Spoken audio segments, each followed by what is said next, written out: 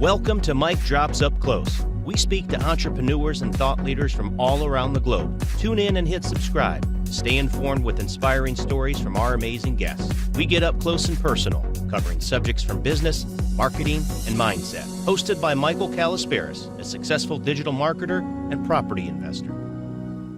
Welcome to Mike Drops Up Close. We've got the amazing Les Evans. He is a motivational, he's the best entrepreneur on the planet, as far as I'm concerned. He really is. He's awesome. He really, only because we've got a great connection, and I think you're an amazing guy. He really inspires me on many levels. I mean, if anyone's heard Les speak, he is truly an amazing speaker. And when I met you in London a few years back, it's I was literally in awe. The way you present yourself, the way you add everything in it, literally everything you need to be a great speaker, you've got it. And it's no surprise that you travel. No, it's true that you travel the world and you are on the speaking circuit, doing so well, and it's no surprise that you've actually coached and mentored politicians, famous people, billionaires, millionaires.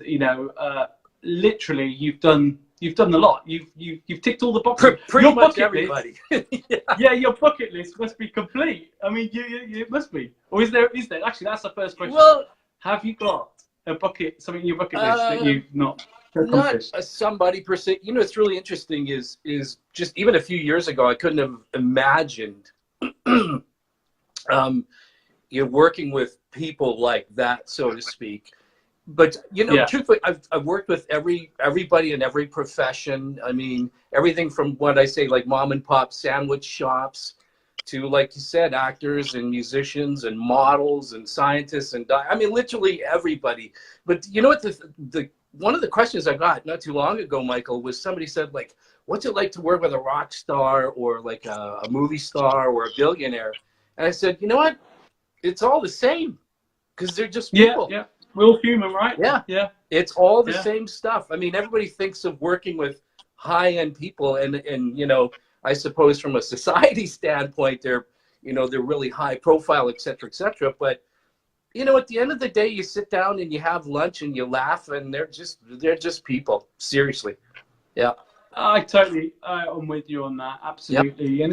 And I think on my journey, literally connecting with people that I was in awe of, I looked up to as I was growing on my own journey. I must admit, I was shocked to actually find the same. Mm-hmm. You got to treat them, normal, basically. Yeah. And there's some really, all right, you probably got there's probably a few people that are really so up there that they've got an ego issue. I don't know, but or maybe they have to be that way. There's certain situations. I guess, what? That's a really good point, because it's an interesting thing, because I get this question a lot, like, because a lot of people want to do what I do.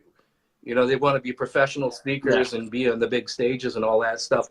So there's a kind of a double-edged sword there. You need a certain amount of ego. I mean, what kind of personality demands that they should be on stage in the first place? I mean, that's true. But at the same time, it's a very human thing to want to be heard and share your viewpoint, et cetera, et cetera. So it's a bit of I think to be a great speaker, though, requires you need an ego, but at the same time, you have to have a lot of humility, because you're basically at the mercy of the audience. From my viewpoint, it's all about them. It's not about me anyway. So, yeah. Yeah. I mean, I'm speaking. I've only just started doing small speaking gigs. Mm-hmm. I'm speaking in just over a week at a property network meeting in Chester, a PIN network in Chester. And I get nerves constantly. And for me, it's not for any gain. It's just to want to share and get things out there. And I think sometimes, I'm spreading awareness of my son in an indirect way, because I tell people my journey and so on like that, and that connects with people because they see that shit can happen and you can still rise above it. And I want to talk about you and your history and so on as well. And I think we all learn in life that to move forward, sometimes the best way is to actually go head on into the fire almost, and face it, rather. And that's, I guess, it's the same analogy when you stand up to speak. You know, that initial fear, and then after a while, you get a little bit. You get used to it, don't you? Yeah, I have like zero fear. Yeah, I know. Oh, I know that. You're amazing. I mean, you go up there. I mean, you've spoken to how many people? It's like this. Oh, thousands and thousands. Thousands. I've been, you know, my wife and I are always looking this up, but I think I've spoken in 78 cities in 24 countries all over the world. So yeah, it's unbelievable. Yeah. And the audiences are in the thousands as well at times, aren't they? Yeah. I mean, you've been to like. Yeah, I have. I think the biggest I've been in front of is about 3,500. You know. Yeah, which is 3,500. Unbelievable. Yeah, it's a good size. Unbelievable. Yeah. Yeah, that's a very big. Yeah, definitely. Well, I mean, you obviously commanded the audience, definitely. But I've seen you a few times, and I've loved you every time. And it's never the same old stuff either. You really do mix it up, and you do put so many different levels within it. I mean, I'm talking up close because I've connected with you from the speaker side of things because I've seen you on that side. But you are an amazing entrepreneur, and you've done many other things. I mean, I know your son actually, when we last met, just released a movie, or was directing a movie, which was amazing. You played the clip, and I was like, "Whoa, this is really brilliant! It was really brilliant." Do you want to share with us? Just plug in the name and share with us that because I mean it's fairly recent, isn't it? Yeah, well, it's been out released for a while. He has an agent in because I live in Canada. But he has an agent. Yeah. Actually, he's got one agent in Toronto, Canada here, and then another agent in Los Angeles. And so the film, it's a sci-fi film called Defective, is pretty. It's sold in a lot of markets, not all of them yet, but quite a few of them, like on iTunes. It's been on DVD, on Blu-ray, video on demand. I mean, they're selling it. They go. It's brilliant. It was well directed. Definitely, I've seen it, and that market's bloody difficult anyway. And it's amazing what he's done. Like I can't get over that. That was his first, was it? Who's doing movies? That was one of his first. No, well, that is his first major commercial release. But he's probably made, oh gosh, I don't know, 25 or 30 films already. Yeah, you know, he's been at it. He's been at it a long time. He won the Canadian Film Festival Screenwriters Award, I think, 3 or 4 years ago. So that's pretty cool. Wow. Yeah. Yeah. I got contacted about 3 years ago about someone, and I didn't really take much notice of it. I did a bit of research on them, and I didn't see much of it. But they wanted to do a movie on my son. And I mean, actually, funny enough, this book is #1 in Canada and America. Is it? So my son, the book I wrote, My Little Spy. I've seen you put it out. I was going to look for it on Amazon because I'm an Amazon addict. Obviously, there's a few categories there, but it's in Canada. And yeah, I was thinking of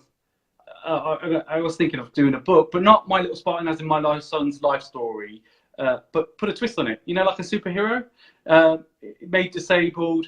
He can see the world, but he's trapped in, and then he has literally got immense strength, and it's the brain saying to the muscles, just tighten up, you know, really hard. Right.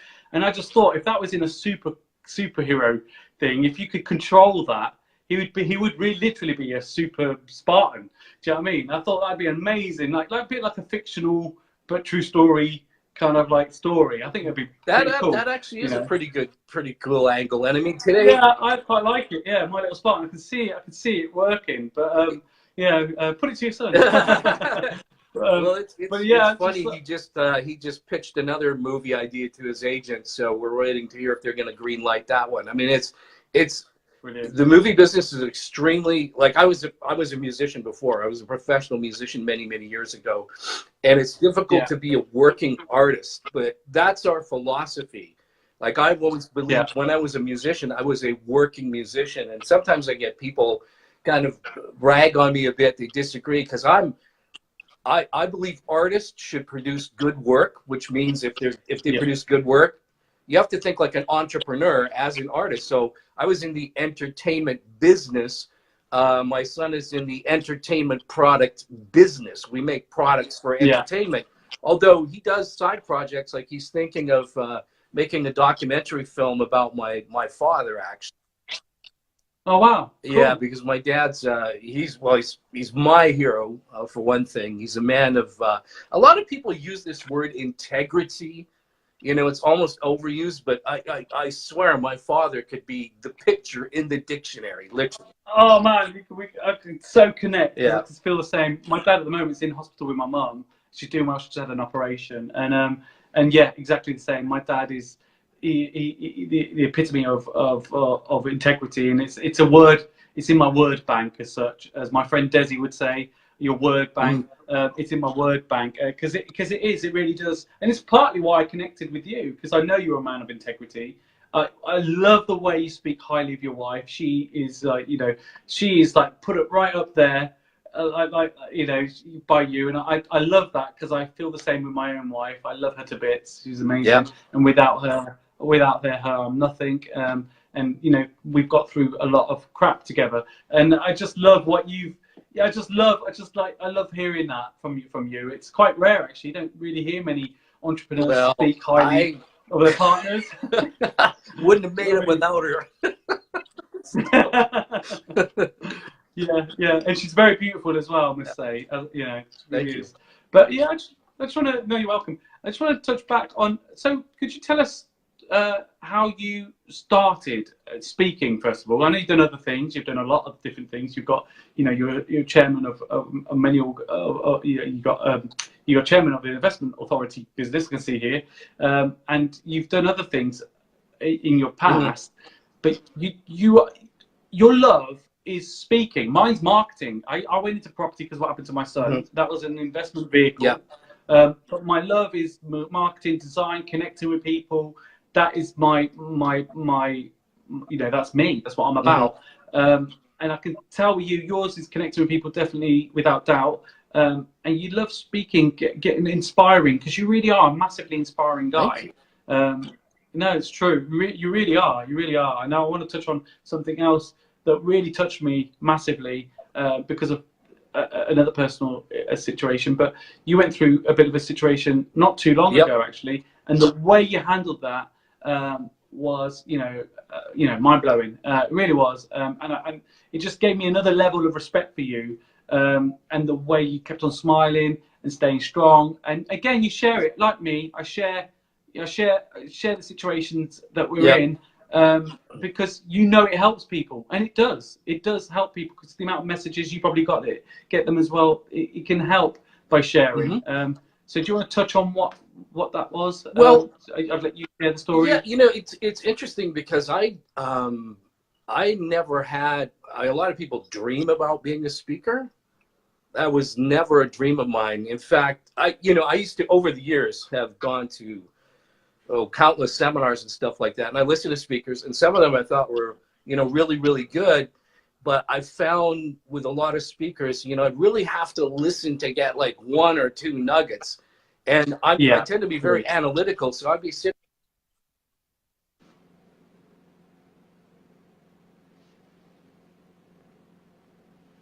We just lost you a bit there. Let's see if it connects again. Oh, that's like right at the pivotal moment. Can anyone hear me still? Can someone just let me? Yeah, he is a Rockstar King. Can someone just let me know in the messages that they can hear me? Because Les is just frozen. Because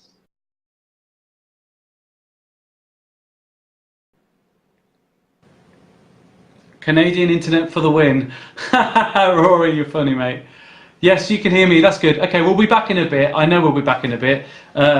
Actually, he's got very fast internet. We're talking about it, and that the UK is not as fast as there. So I'm surprised that happened. So we're going to get him back on, and he can continue. But thank you. I really appreciate you all joining the live. It really does mean a lot to me. I'm not literally sure whether I carry on doing them on the lives on Facebook, because again, like we had just now with Les. Let me just message him. Lost you. Can you connect again?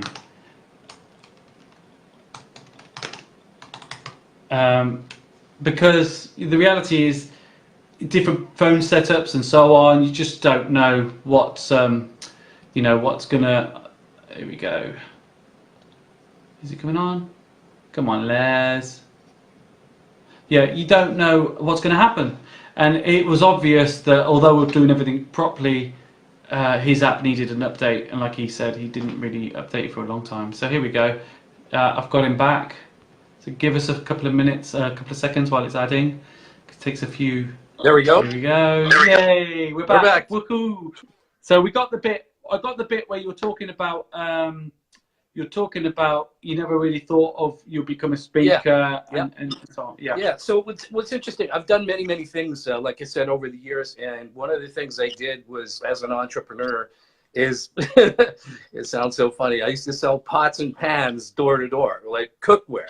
That's cool. Yeah, that's not a problem at all. There's always a good story like that. It's interesting because I did many things. I was a professional musician. I worked for the Canadian Postal Service. And then I decided I wanted to become an entrepreneur. And so a friend of mine recruited me to sell life insurance because he was making a lot of money. And this is, 30 years ago, he's making $100,000 a year, which is a lot of money back in those days. Yeah. But I failed miserably after 6 months, because back in those days, there was no coaches or mentors or anything. And I didn't know anything about selling. So out of desperation, I approached a gentleman who used to sell vacuum cleaners door to door.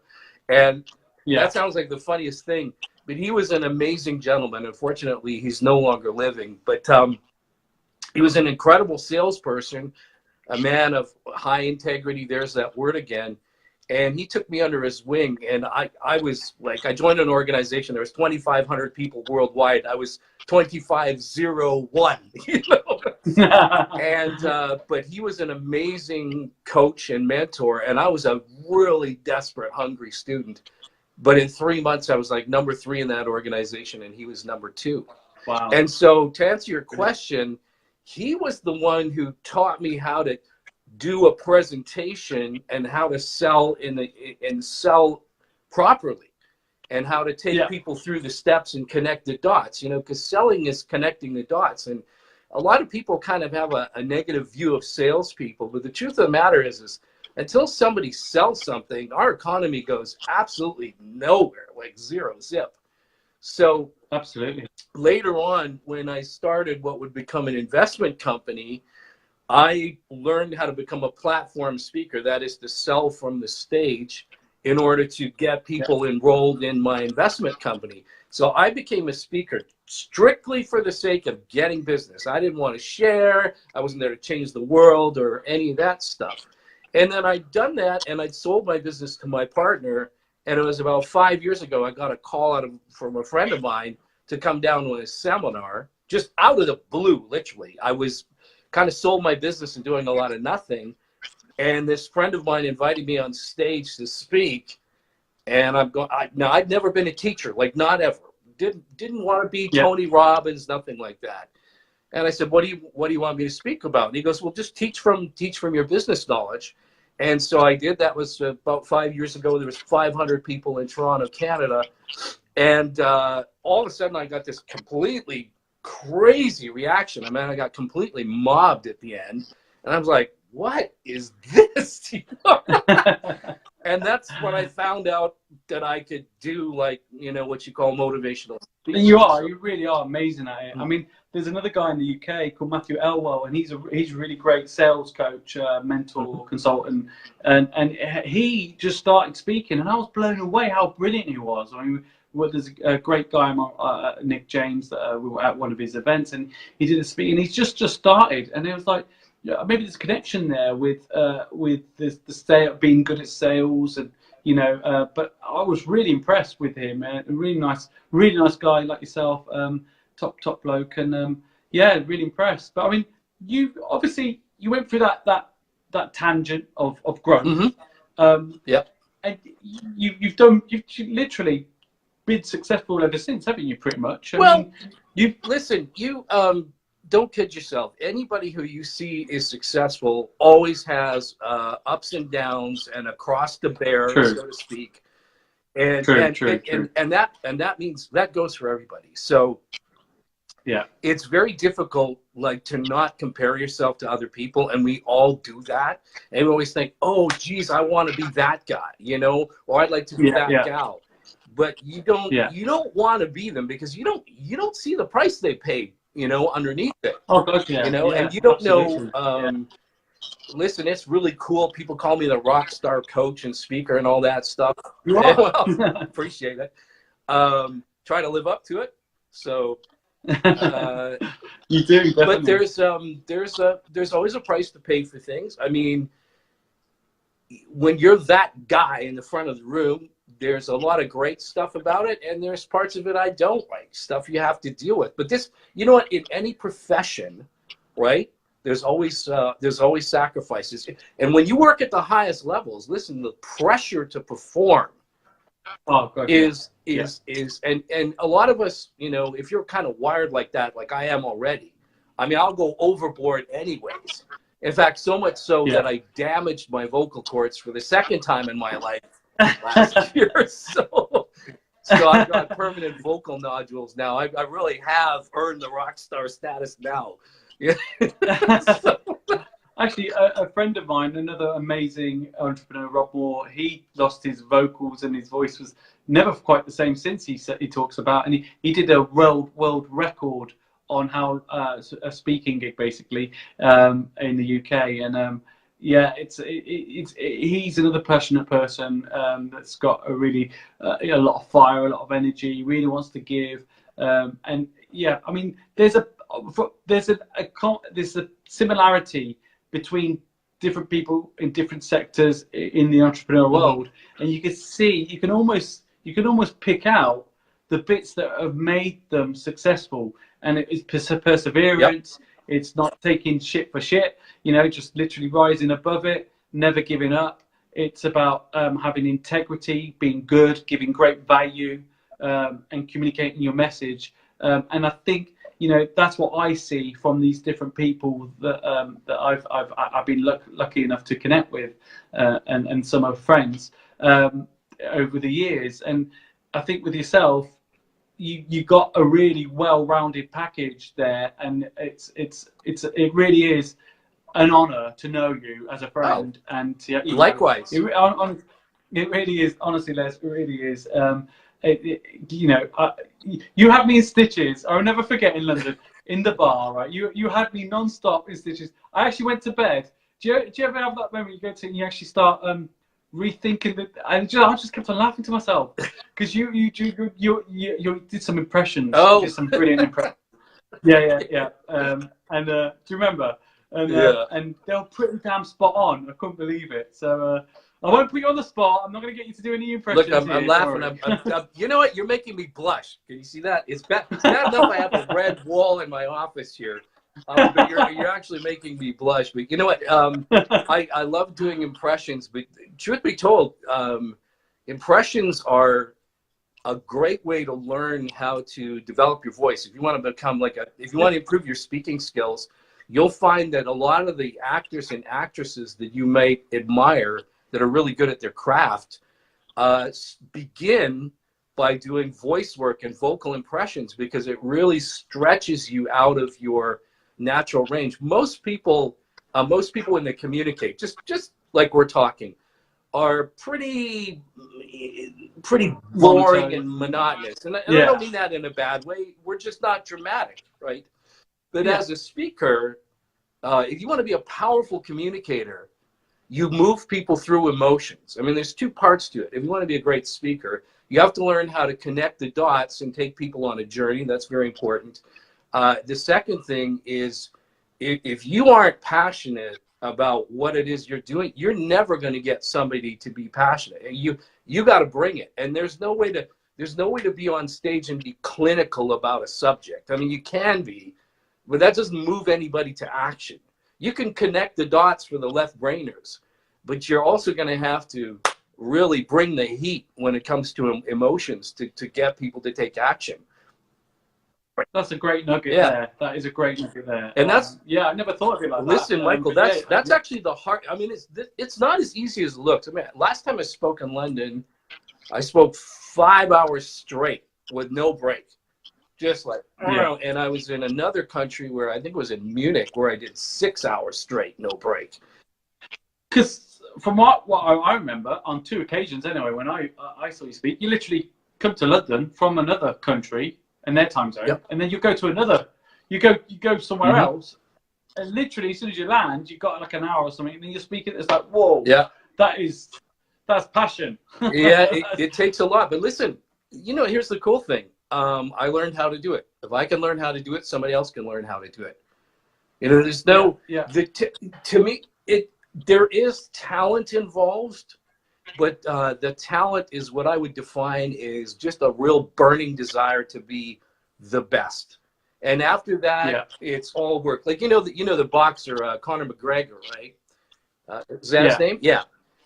Yeah, I mean, that's right. I remember him saying someplace on an interview that he never felt that he was necessarily the most talented.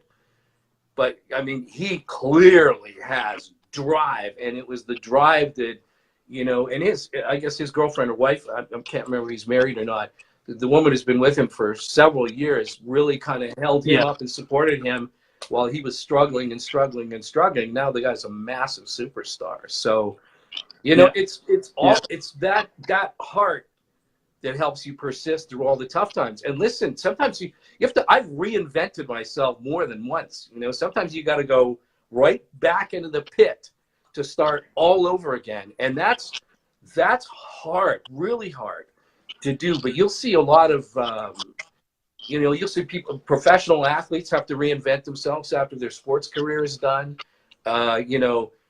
Successful musical artists will sometimes reinvent themselves many times over to keep their careers going.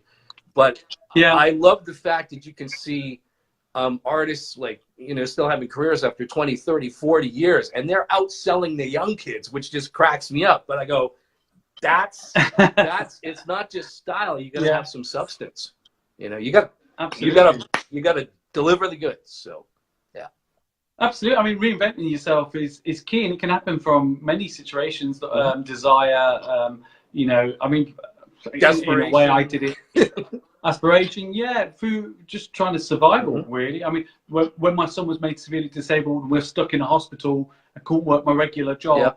I literally had to look at something else, and it was property. And that, like, everyone I'm connected to, most people on Facebook I'm connected to are property friends.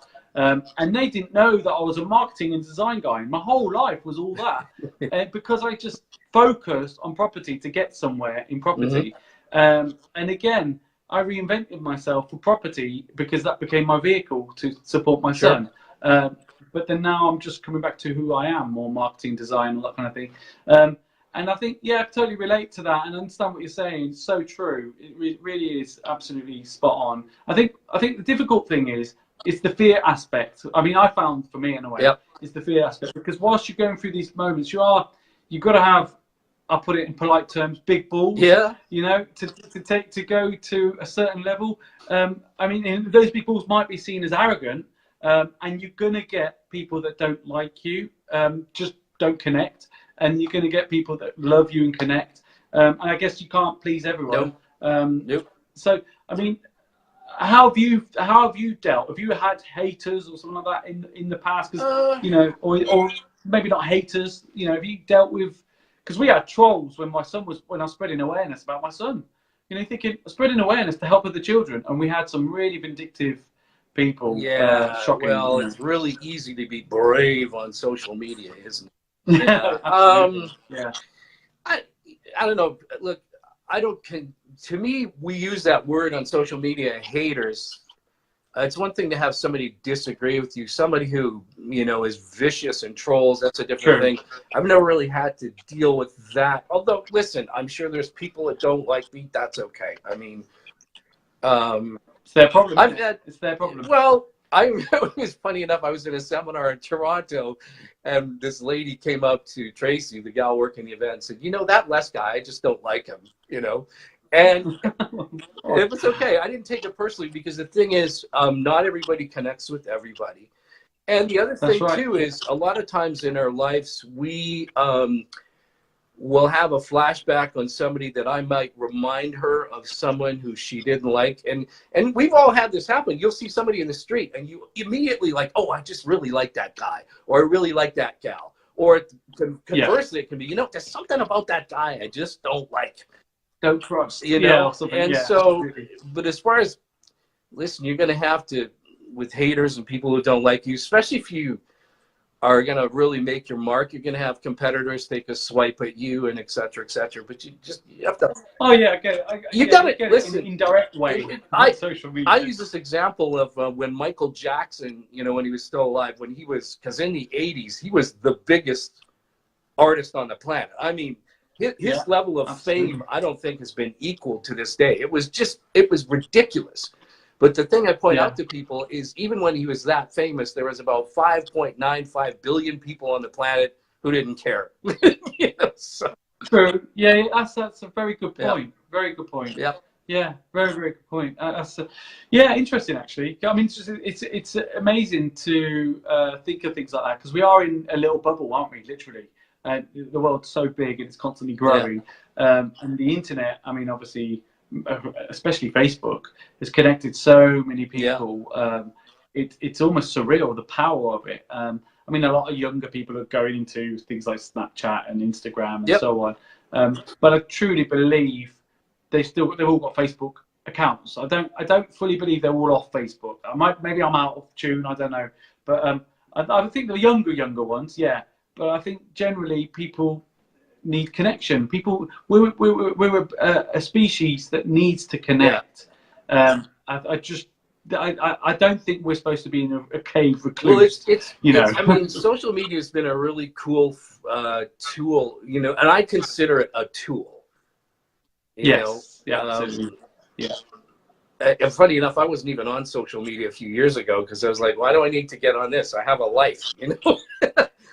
But you know, when you start working out in the public eye, people want to stay connected and all that stuff. And at first I was really reluctant, but I find people are pretty good. They're pretty respectful sometimes.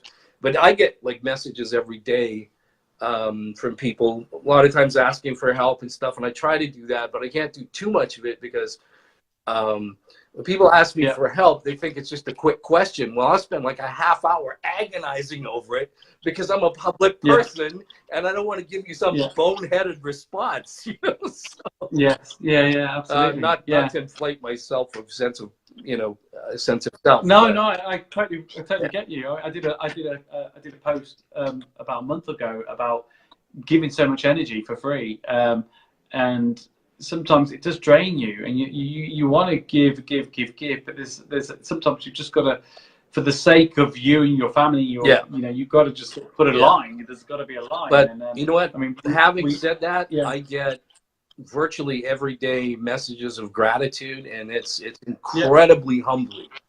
Incredibly humbling. Absolutely. I mean, it's just you know, when somebody tells you changed their life or whatever. I mean, I never thought in a million years I'd be doing this stuff, and that's still not really what drives me in it.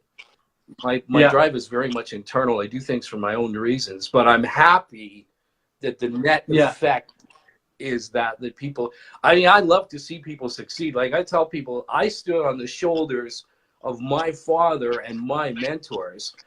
So I tell people, well, you stand on my shoulders, you should be able to see further than I can, you know? Absolutely. No, you're right. And I mean, all those years and hard work that you've done to grow to where you are now. And people just not everyone fully sees that, do they? No. They don't really, sometimes they don't see it. So when you give back and you consult, or you might give advice, or however you serve these people, some take it for granted, and some will love it and be fully appreciative. I think in life generally, though, people appreciate, especially someone of your stature, no problem at all. They'll completely appreciate my it. stature. I'm not 2 meters high, you know. I'm not that tall. No. I mean in your actual entrepreneur stature, but your stature's fine. It's perfectly fine. I was going to say, you went through a situation recently where you had to have an operation, and again, that really inspired me, because again, I've gone through you know, some crap myself, and I thought the way you dealt with things and you're out there, it was pretty, you know, that was inspiring. You inspired me massively. Thank and you know, that you know, people say, oh, you're so strong, Mike, how do you get through things? You know, son was born healthy, left blind, deaf with spastic cerebral palsy, you know, cancer scared my wife, and it's just like so much crap going on.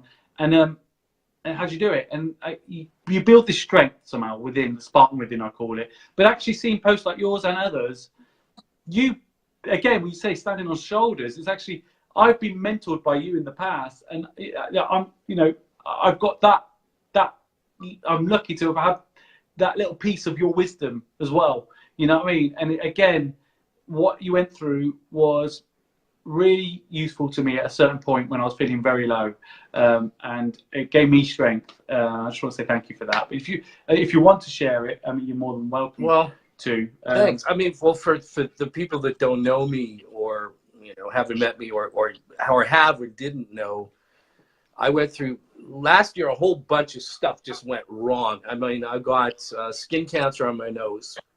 It actually probably started around the time that I got to know you.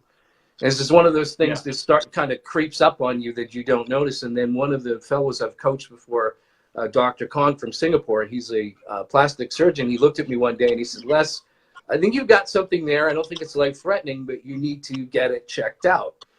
And last year, it was a year and a half, last May, I think it was, I got really, really sick on the road. In fact, I was in London, funny enough.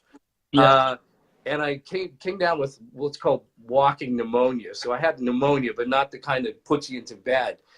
And so I coughed so hard one day, and this is while I was working, it just crept right up on me. I ruptured my vocal cords. And then when I finally got home, I got antibiotics, and we cleared that up. But I have a condition called ankylosing spondylitis, which is can be a really difficult autoimmune disease like rheumatoid arthritis, and it creates all sorts of headaches that are not related just to joint pain. It's caused me problems in my heart, in my spine, in my chest. So what had happened is I started getting after the pneumonia, I got pleurisy from the spondylitis. And so I was having massive chest pains, massive back pains, shooting pains in my eyes, ruptured vocal cord, and oh, by the way, you've got skin cancer, and we're probably going to have to do a massive operation on your face. So that's what they did. And they did an amazing job. Yeah, I'm really, thank God I had an amazing surgical team, but they literally had to cut way up into my forehead and take a big patch and peel the skin down, flip it over, sew it onto here. And for 3 weeks, I had this live tissue attached. Then I had to go back in, and they had to stitch and, you know, pull. It was great because I got free plastic surgery, a free forehead lift, so I have less wrinkles now. So only you can make it light out. But you actually, you know, this was really strange because I wasn't prepared for this, because they took skin from my forehead. It's called flap surgery. And so the nerves were reversed. Like if I touch over here, I'd feel it up here. And if I touch over here, I'd feel it down here. And so I was thinking, thank God they didn't take the graft from my rear end. Otherwise, I'd scratch my nose and scratch my rear end at the same time. Got an itch on my ass. So, yeah, but the thing is, the pain, you know, the surgery was painful, but it was manageable. The thing that I was not prepared for was the emotional shock. I mean, I've been through enough stuff in my life, and everybody has, and you think you're tough and I'm resilient. And then when I saw myself, because your face is your identity. When I saw myself, and it looked like I'd been run over by a tractor, because I mean, there were stitches all, it was not pretty. And of course, swollen like a balloon. And I was not prepared for that. And then I thought, well, I don't want to sit, and I didn't really tell people what was going on, because I don't want to sit and play victim. You know what I mean? It's just, it's not going to do me any good. And I was already feeling sorry for myself enough. I'm just as human as the next person, because you look at yourself and you're like, oh my God, what am I going to look like afterwards? And I mean, I have kind of a public job, you know what I mean? I got to stand in front of thousands of people, which is easy. But now I'm like, how do I do this And I said, you know what? You were a trooper, man. You went up there and you were literally out there sharing it, and it was amazing to see you go through all that. It was, you know, Well, I mean, people have been through way worse. But I just thought, you know what? If I got to go through this anyways, and if you know, I don't want to be seen as victim or people feel sorry, because people have had way worse. You've dealt with a lot of stuff with your son. That's not easy dealing with that stuff. And it takes a lot of courage as a man and as a parent and as a human being to do that stuff. But in the meantime, I'm like, okay, if I got to go through this anyways, maybe people ought to know that, you can be the big superstar, but you're also human too. And that's an important lesson. Exactly. You know? And you're absolutely spot on. Initially, I felt sorry for myself. I'm not going to lie. I was very, I was in shock. I was in shock. I really didn't want this. I had a perfectly healthy son, and then we had a cancer scare, and then loads of shit happened. Uncles died. Everything happened, literally. And back then, actually, my car got stolen. So much. It's like, is there any more crap? I know. Tell me about it. Tell me about it. It's just like literally everything happened. Everything happened, and it was really hard. But then after a while, you go through so intense stress. Yeah. There's nothing left than to either give up or raise your head and start fighting. And I realized that I needed to connect as a person, my personality, and I, like you, before my son, I didn't actually have Facebook.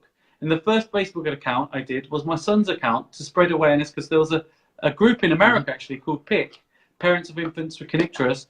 And I was told you need to connect with them because there's children like your son. So I set up the account for my son to connect for my son's situation. Right.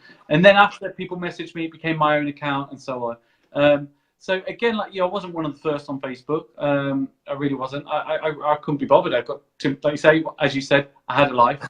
Now I'm on Facebook a lot. Strangely, it's given me my life, because when you're a carer for your son, especially in the early years, you're literally trapped in the home, and my engagement, business, and so on comes from a lot of it's from online. Yeah. And so it's given me some sort of form of normality, oddly enough. Although I know there's a fine line with the internet. It's a good and bad thing, isn't it? Well, the interesting thing is when I first I did a Facebook post or a live thing and told everybody I was having the surgery, and then I posted a picture when I was feeling brave enough just to tell everybody, hey, I've made it through, and I'm going to try. And it was really about forcing myself out of my comfort zone, because I had some real doubts there. I won't kid you. Not that I couldn't speak, but I'm like, geez, how am I going to do it? And I thought, the heck with it. I'm going to post this. And so I did, and I closed my laptop, and I just went kind of like, and then the next day I opened it up, and it was something like 1,400 messages I got. I don't mean just get well. I mean, people really wrote. And I sat there bawling like a baby for about 3 hours, because I was so moved that people took the time to wish me well and all that stuff. And I went, wow, so you can actually make a difference in the world. Yeah, I mean, like I say, it's why I never give up sharing. I've had some people close to me saying, "Oh, you're on Facebook again," but they don't get it. They didn't get it, and I in the end, I just realised, not screw you with a polite screw you, but I'm going to do what's right for me, what I know is right for me, and what was right for me. It's easy for people to come in and say, "Oh, poor you got bad. You're in a crap situation with your son," and then go off to their homes and live a happy, normal life. But when you're in it, you need to express and help others. You need to express and help others.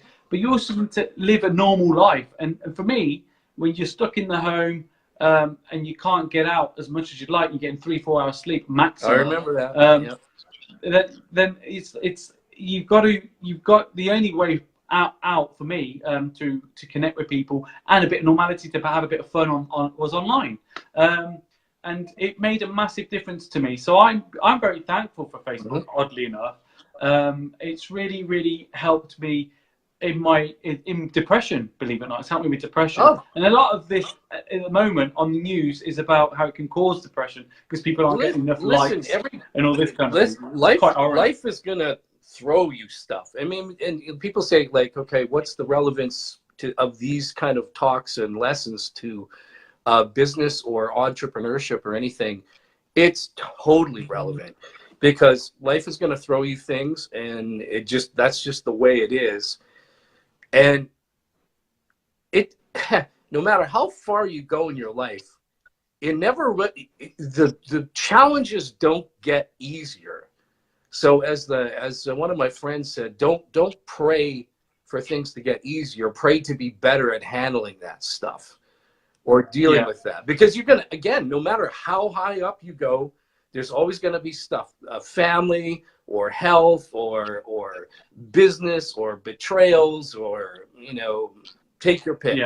Or, the world, there's some goofy stuff going on in the world right now. I mean, this is a lot, but this is life. And so you got to kind of keep plowing through it. And it's not easy. I often joke, I go, the hard part is making it look easy. And that's true. Listen, when it comes to social media and friends and stuff like that, the job is not to be liked by everybody. You're only looking for people who are looking for you, people that you resonate with. Yeah. And that's the only thing that matters, especially if you're working in a public field or in business too.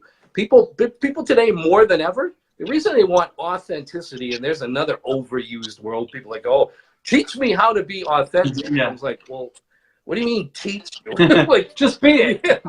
You either are or you're not, but just the one thing that I try to encourage people, especially on social media, like, don't over exaggerate your life, because I see a lot of that kind of positioning and stuff that people do on social media. And, I know these people, I go, well, listen, you're making this look a lot bigger than it really is. And the problem is if you create an expectation like that of people that think you're a superhero or something, when they meet you, and if you can't shore that up, there's going to be a big gap. I've actually witnessed that recently a lot. Yeah, and it's true. It's true. Absolutely spot on. And the thing is that that's the integrity part, isn't it? Yeah. At the end of the day, I think it's nice to almost you got to speak loud in certain situations, obviously to promote and marketing and so on. Yep. But I think sometimes it's just sometimes about just doing quietly. Doing and making happen. My philosophy is, I'll paraphrase. I think it was Walt Whitman, an American fellow, who said, "If you can do a thing, you're not bragging." Yeah. Having said that, I don't think it's necessary to like over exaggerate accomplishments or how many people are in an audience, or you've either done these things. We're thinking Trump here. Pardon me? Trump did that on his inauguration, didn't he? I didn't see it, but people listen. There's lots of people who do that, and I go, listen, if you're really, you're genuinely really great at what you do, I don't think you need to exaggerate. Yeah, that's just my feeling. No, you're spot on. You're absolutely spot on. There's no need whatsoever, definitely. And the thing is, like, I mentioned Trump, but there's people that love him and people that like him, and again, it comes down to not getting political here, but it comes down to exactly what we talked about earlier about there's almost that attraction marketing. It either comes naturally or you position yourself for it, and there's marketers that actually get trained in it and so on, but there's people that actually naturally do it and just connect. And I think you're one of those that do, because we connected naturally, and I've stayed in contact. We stayed in friends in contact, and I watch what you do and watch your journey because I want to. And you could have easily been just someone I met a few years ago, inspired for a short period of time, and just moved on, and there's someone else. But you haven't. You've stayed there in the forefront of my mind, and seeing what you do constantly, really impresses me. And I'm not, saying that, just because you're on live. It's true. And I think it's true. It's true. I mean, I have felt the same about. There's another guy, Davin Michaels, and he's another great guy that I did on a previous interview. And he's another person that is very natural and very personable, you know. And like I said, there's a few entrepreneurs out there that are like that, but there's not a lot. If I'm being honest, there's not a lot. There's only a handful, and I'd rather connect with only the few than the ones that are just, you know, not quite connect to me. Well, you know, I think it's just a lot less work if you just be yourself. Exactly. I mean, I do presentations. I have enough trouble trying to be myself, let alone try and be somebody else. So. Yeah, well, exactly that. I joke a lot about myself. You know, that I'm bold, fat. You know, it's just like, you know, I don't care, and I think that's me. That's me, and I'll share my story, and I'll be me. And some people might say, "Oh, that's not professional," but I'm just going to be me. And the people and the businesses that I work with are connected to me, but for that reason. And those are the people I want to work with, because I want to gel together. I want us to work together. And if you're going to be connected, it's like a marriage, especially in business. You know, then you're going to have that connection. Totally. Definitely. You know, and I think, speaking of integrity in business, like sometimes my personal feeling is sometimes you don't want to do business with some types of people, not as a judgment, and it depends on the nature of the business, obviously. I mean, I do a lot of coaching, right? And coaching is really about having you need to have a great coaching relationship. You need a really hungry, desperate client or student, and then the coach has got to be formidable too. Like, one of the things I love working about, because I've worked with a few Olympic gold medalists, right? And the thing that's cool about an Olympic gold medalist is if they say, "Okay, coach, what do I need to do?" You just tell them, and they go, "Okay, I'll go do that then."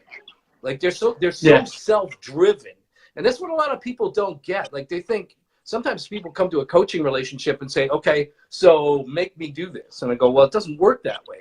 Like, you're never going to be successful if you don't have any kind of drive and ambition in you in the first place. Like, you've got to have fire in the belly, so to speak. A coach can only tune and tweak that, and to the extent that you're going to be coachable and listen. Like, I always laugh when people will fight me on advice I give them, and the students that I've had are generally the most successful. I go, "So what was the secret?" They said, "Well, it's really simple. I just did everything you told me to." I said, "Oh, well," because you know, you have to remember that I've lived a few years, so that's a lot of experience. And people sometimes, they kind of knock experience. They say, "Well, it's more important to be relevant than have experience." And I go, "No, it's important to have relevant experience." I'll take two, because what experience does is it gives you perspective to watch it. Because listen, human business has changed. I mean, certainly the way we market today is different, you know, through social media. It's not like newspapers and radio, the old way of doing things. But having said that, human nature never changes, like never.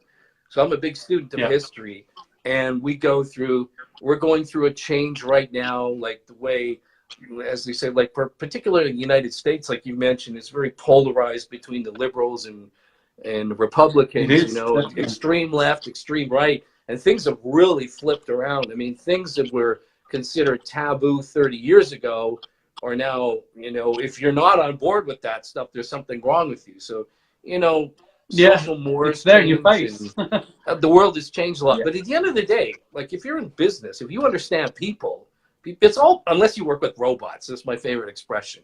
Or chatbots. Or chatbots, yeah, exactly. But if you understand people, like it's not my phrase. There's a coach in the States who says, "You show me a business problem, I'll show you a people problem." And I say, if you fix the people problem, you will fix the business problem every single time. Yeah, definitely. I don't know if I just had a thing saying connection available, so I don't know if I was cut out for a bit then. I might have been. Nope. But I think people heard you anyway, so it doesn't matter. So it happened earlier with you as well. I just cut out for a little bit. Again, Facebook Live, amazing. But yeah, no, absolutely amazing. I just want to touch on another thing as well, just quickly, because I know we're going to be coming up to a certain time that I think we should really wrap it up. But you know, when you sort of like were going through your journey, did you ever stop and think, "I've had enough"? Even when you're doing well, you know, "I've had enough. That's it.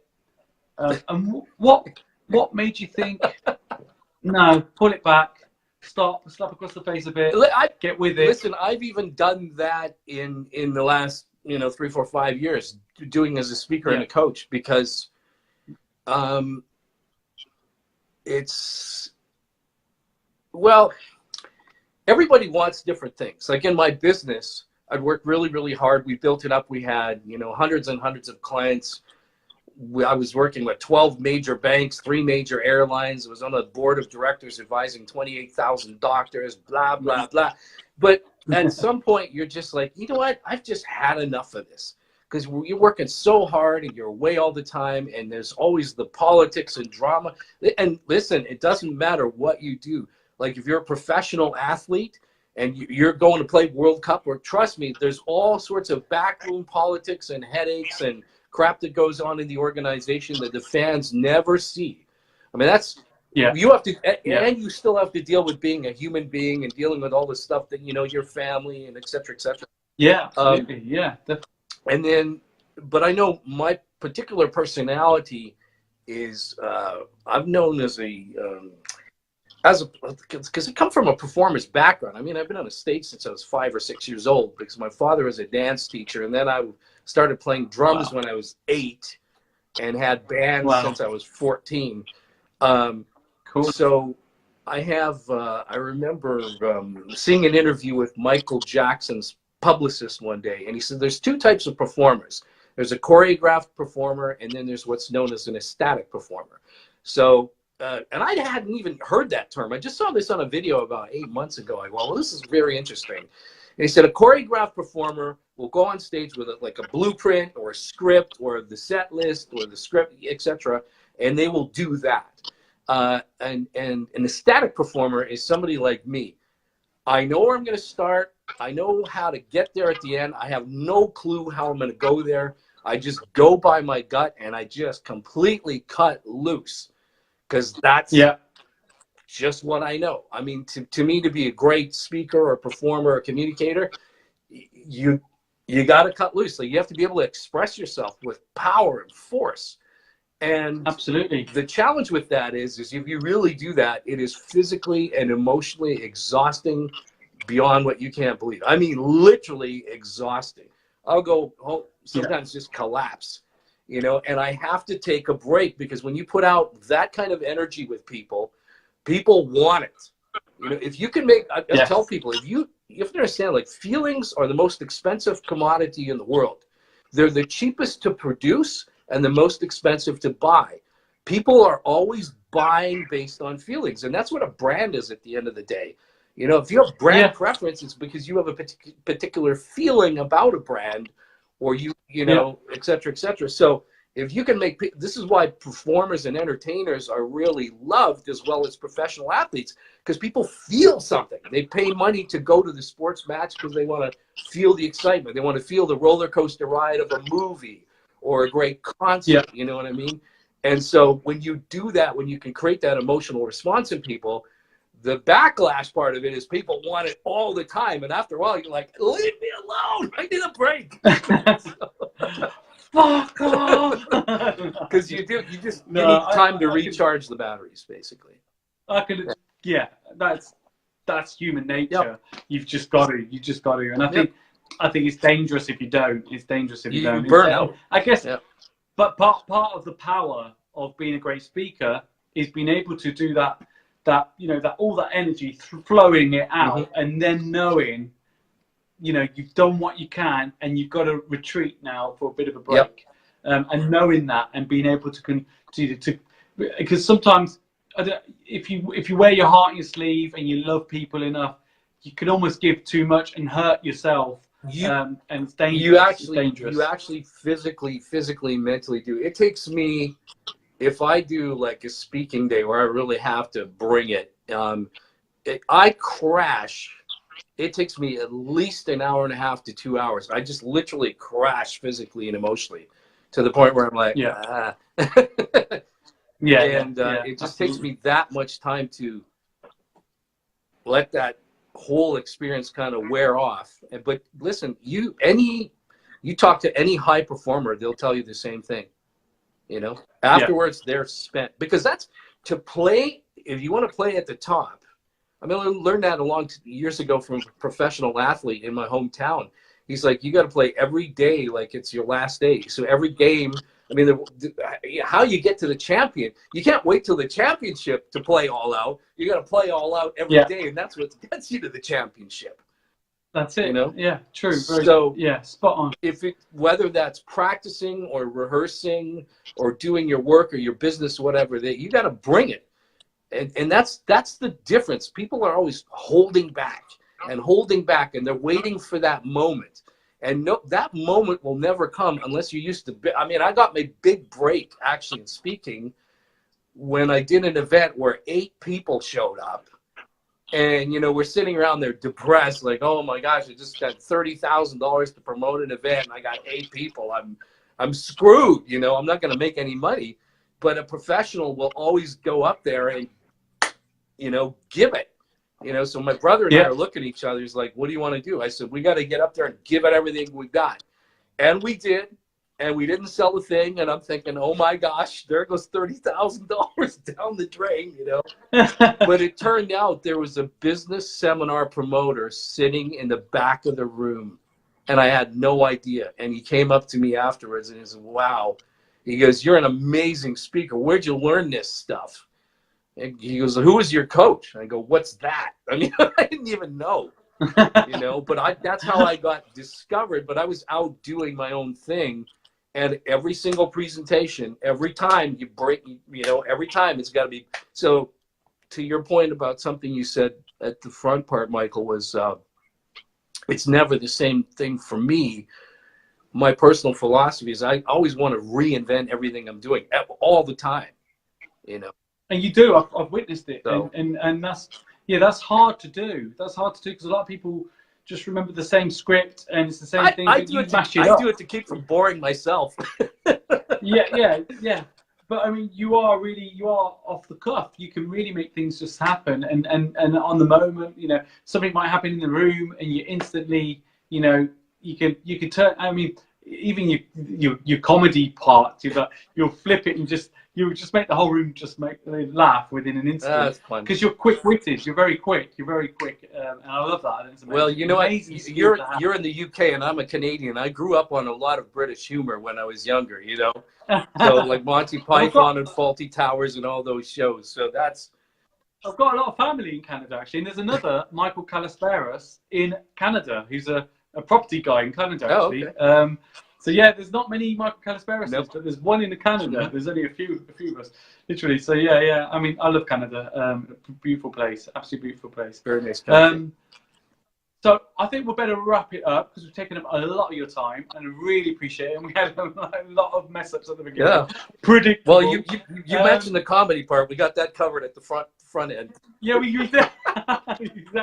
Exactly. But I mean, isn't it funny? Because me and Les had a pre-Skype convo. We were going to do it on Skype, and then I said, you know what? I really think my audience would love to see it live on Facebook, but I really don't feel comfortable with live on Facebook because I've had issues before, and I've seen other people recently even have issues before with it. And lo and behold, we had issues with it, and it's just typical. But we managed it in the end. Perseverance, like we said. Again, perseverance. Like my son, he is the epitome of perseverance. And I just want to say what I do is I always end mic drops with a quick sort of like ask you a question, a quick question. Who would you think would be an ideal entrepreneur, someone you respect, that would make a great guest on this show?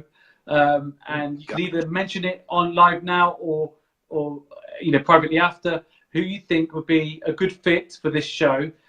Some people might want to think about it and then post it in the link, and then we'll connect with them. But I always like to get the person that I'm interviewing, because I find that how we connected, that when we said about the attraction marketing, there'll be a good connection with someone that you recommend as well. Well, you know, funny thing is, if you can get it, and you probably met Reggie Batts, I think, right?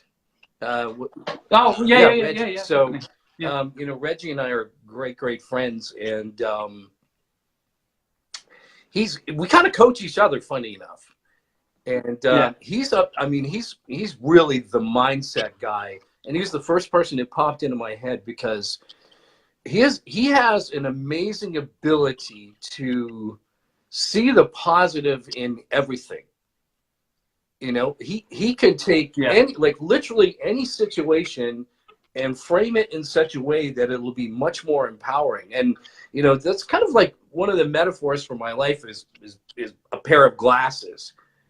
Because the way you look at the world profoundly, the way you choose to interpret information, the way you look at things very much affects the way you deal with things. So there's an old saying that seeing is believing, right? But the truth of the matter is believing is seeing, because we all have a certain amount of preconditioned beliefs. And as a result, we tend to look around and we find evidence to support those beliefs. And so if you believe the world is crappy, trust me, there's plenty of evidence to support that, you know? True. So what Reggie is really good at is reframing, reframing any situation, giving you a different perspective and a different viewpoint. And he's amazing. I mean, he thinks of things, he looks at the world in a different way. In fact, I saw him in San Diego, because that's where he lives, but he's rarely there. Like usually when we meet, we're meeting in London or Dubai or Munich or who knows, you know, because we go all over the world. But I was actually in his hometown, and he's like, well, great, let's go out for dinner. And I said, listen, I can't make it a late night because I'm flying out tomorrow morning to see my parents. He goes, don't look at it as getting up early. Look at it as an excuse to stay up all night and party with me. And I go, well, actually, I said, you know what? Not this time. I don't care how how good you are at spinning this one. Not tonight. So. Yeah, funny enough, I've got Reggie's number, but I don't know if it's the same one from a few years ago. But if you drop him a line as well, Les, that'd be great. Yeah. But yeah, he is an amazing guy. He's got a book out and a podcast called Mindset for Success. So I'm sure he'd probably love to plug that. Yeah. Yeah, absolutely. He's more than welcome to, because I mean, mindset's a big thing in my life. I needed to reframe my mindset, and I mean, last time I met him, he was he was a producer to the Young Lad. What's his name? And his music's brilliant. Oh, Tony Liu. Tony Liu. Tony Liu. Yeah. I'm connected. Yeah, and his music is the kind of music I like. And he helped produce his music. Absolutely, pretty cool. Yeah, Tony's a cool kid. I mean, we joke around. He calls me S. Levens, and I call him Loney 2. So, and then with Reggie, I call him Veggie Rats. So this is like our private nickname. This is the stuff you see that you don't see backstage, right? You know, behind the scenes. Yeah, absolutely. No, really, again, absolutely. So if you want to drop him a line, I'll see if I've got him. Like I said, it's been a few years, but I had his phone number from when we connected a few years back as well. Yeah. And I am. Let me just check. I am, because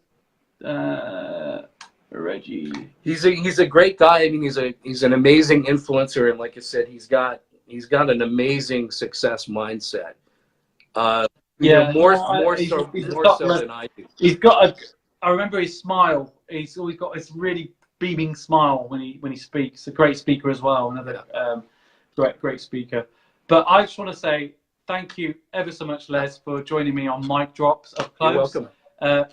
It's really been an absolute pleasure. You have been brilliant, as usual. We didn't expect anything less from you, to be fair. And it'd be great to connect in future again, maybe on another one, on something else. It'd be great to connect in the future and touch base again on a live, because there's so much in your history that I think would be great to share with people, because you've got so much going on. But I think we're going on over an hour literally now, and I think there comes a point where people probably think. I appreciate you, and I appreciate you asking me. I mean, when you'd asked me, you reached out to me on Messenger. I was like, anything for you, man, like right away. I know. I remember the message. Yep. I know, and you know, that really touched me there, because you know, again, it is attraction marketing. It's about connecting with people that you connect with, and again, I like to see people like you on the same level, even though you're way up there.